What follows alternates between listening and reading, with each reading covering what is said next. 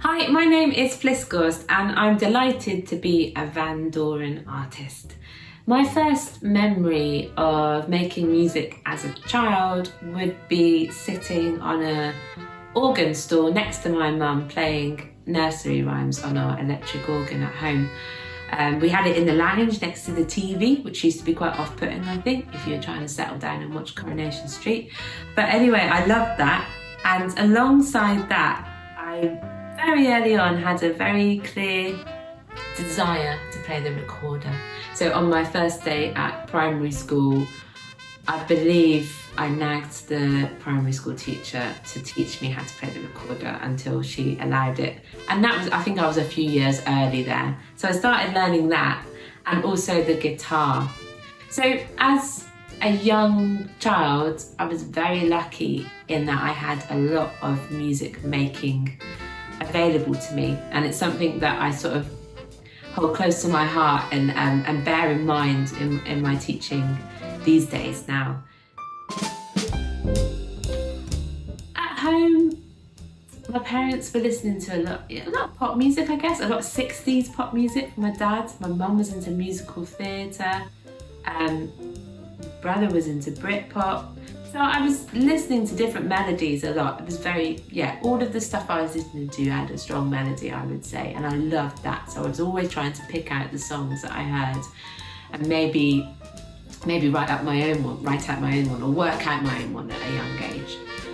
And I knew that I wanted to play the saxophone. I have no idea why. It's very strange, but I knew that that's what I wanted to do. And so when I was about 8 or 9, I began learning the clarinet because it was the closest thing to learning the saxophone, which was actually something that stood me in good stead because everyone says these days it's good to learn the clarinet first if you're going to learn the clarinet. So I moved on to the saxophone as a teenager, and I was listening to a lot of pop music at home. Smash Hits was my favourite magazine. But later on, when I was 16, I went to sixth form college. And when I got to sixth form college, things got a little bit more diverse, I guess. I started to listen more to different genres of music. And I realised also the history behind it. Things that I've been listening to by Jules Holland, I realised have been written by Duke Ellington. So I was suddenly starting to listen to the original stuff because my teachers knew about that. They introduced me to it. And my peers as well. They all knew a lot more than me, which was brilliant actually. So I was listening to all these old recordings and I guess falling in love with them really and trying to emulate what I was hearing as well. I love the tenor saxophone. So I was listening to Coleman Hawkins and Lester Young and transcribing what they were doing and very, very inspired by them at that time. And I still am now as well. And that kind of led me to also listening to lots of 70s stuff, so lots of Earth, Wind and Fire and Stevie Wonder. And we'd have little projects at college where we had to sort of transcribe a Stevie Wonder song, which was, a brilliant idea because it got me thinking about all of the other aspects of music making, not just writing melodies, but how chords worked and then performing them as well. So how to perform, how to be in a band. I learned a lot in a very short space of time there, which I'm so grateful for. And then I guess it got a bit more serious. I went to music college, got my degree, and I went onto the cruise ships and did that for 3 years. I guess that was just kind of trying to get my skill set together a bit more to make sure that I was, reasonable at sight reading and doubling on clarinet and flute as well. So it wasn't really until I got to London, I moved to London, that I sort of felt like I had a clean slate to start something new.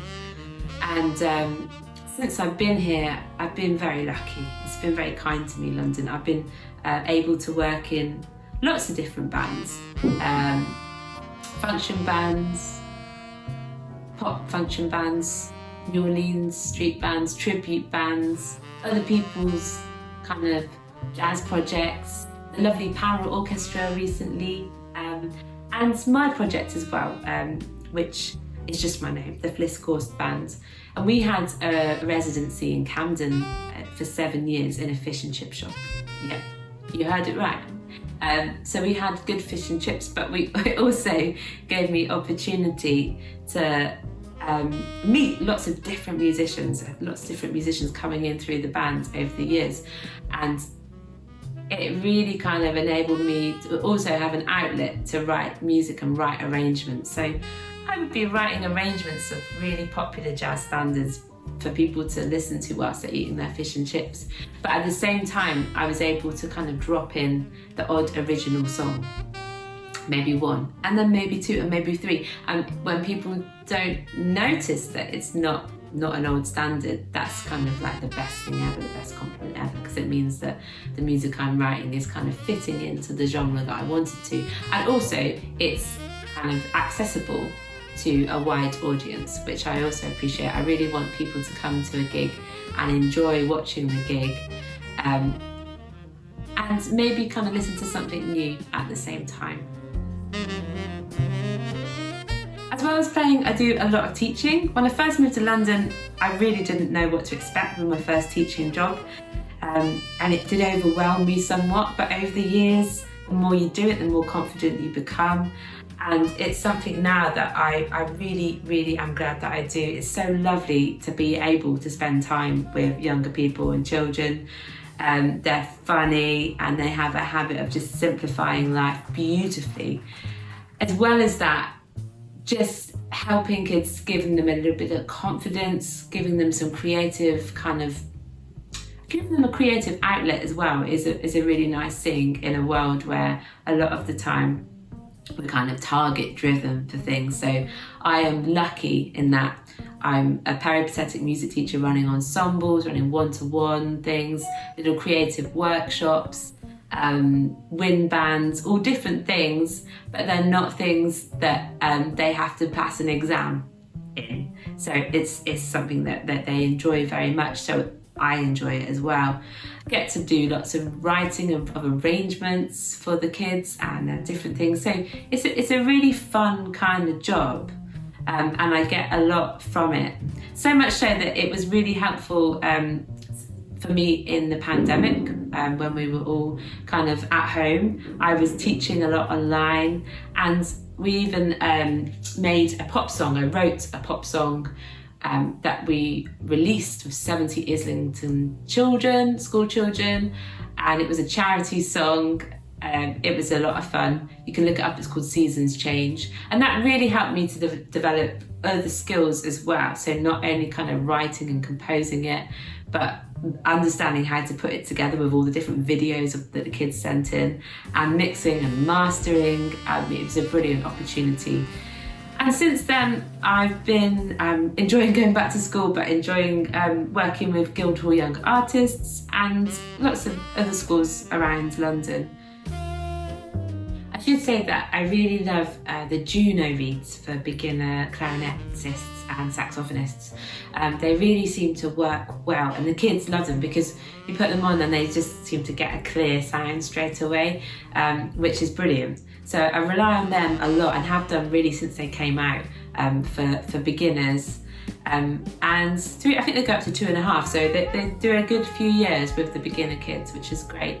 As for me, I use the ZZ or ZZ tenor reeds, and I've got a T55 metal mouthpiece, a V16 T55 metal mouthpiece, she says, looking at it. But it's an old one, but I think something similar is available now. I've never been able to play on a metal mouthpiece. I always played ebonite ones. But with this one, it gave me the control that I could never get on any other metal mouthpiece. And just the kind of the depth of the sound and the resonance, I was really impressed by, and it's what I was after. So I've been playing the same one for a number of years now. I'm really happy with it, as well as the V16 Optimum ligature, which matches up with it really nicely. On the alto, I use the red Java reeds, and on the clarinet, I use the V12s.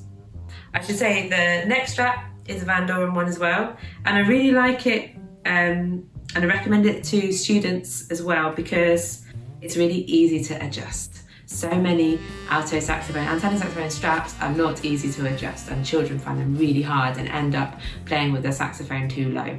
So this one, because it just goes, the little V goes up and down, it's really good. It's quite satisfying as well. So yeah, I always recommend these alto straps. I do have a podcast. It's called Journeys in Jazz, and it was inspired by being surrounded by so many musicians with so many interesting stories. And it's an interview-based podcast, loosely talking about why jazz is still popular today. It's been a real learning curve for me. I'd never done anything like it before, but it's been brilliant because not only have I kind of learned how to make, produce and release a podcast, but I've heard all these brilliant stories that sometimes you don't talk about with other musicians. And being able to share them as well it's been really, really good. I've learned a lot from it, and I look forward to making more. So that's Journeys in Jazz, if you're able to listen. Otherwise, apart from that, in the future, I'm just looking forward to hopefully writing more tunes, doing more gigs with my band, and also just hoping to develop a project within my local community.